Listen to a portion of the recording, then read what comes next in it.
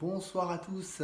J'ai bien eu tous vos petits messages et vos petits clins d'œil sur Facebook, comme quoi vous comptiez sur moi. Bon, bah, c'est gentil, ça fait plaisir, et c'est surtout moi qui compte sur votre soutien et de nous donner la possibilité d'aller négocier dès demain à Lille, dès demain matin à Lille pour les salaires. Donc, j'ai regardé attentivement les déclarations de notre président de la République.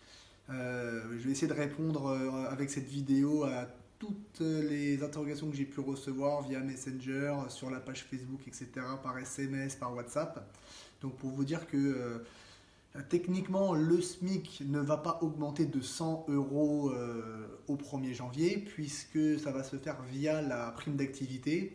Donc aujourd'hui, un salarié qui gagnait entre 0,25 SMIC et 1,3 SMIC, donc entre grosso modo 280 euros et 1485 euros, pouvait toucher une prime d'activité de 155 euros.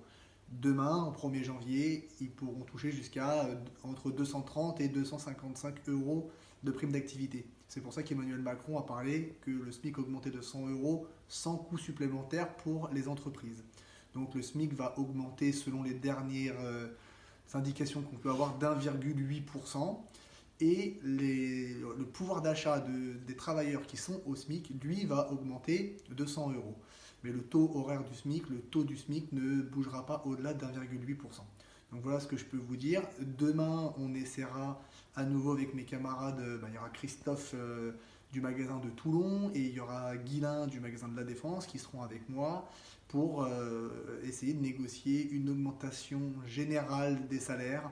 Donc pour rappel, j'avais déjà posté nos revendications. On est les seuls à le faire d'ailleurs. On est les seuls à donner, à dire ce qu'on veut pour vous. C'était 2,5% d'augmentation générale. Il y a eu une première proposition de la direction il y a quelques semaines de 1,6%. Donc pour nous, c'est pas assez. Et seulement 1% pour les cadres. Donc nous, ce qu'on voulait, c'est 2,5% pour tout le monde. Demain, on va continuer dans ce sens-là. Et puis, on va écouter aussi la proposition d'Emmanuel Macron, hein, les entreprises qui le peuvent pourront donner une prime de fin d'année. Donc, c'est quelque chose qu'on demandera parce que quand on fait plusieurs centaines de millions de résultats, une fois qu'on a tout payé, les impôts, les salaires, etc., je pense que Decathlon peut se permettre de nous offrir une prime de fin d'année. Et puis après tout, on a tous le droit à notre petit cadeau de fin d'année.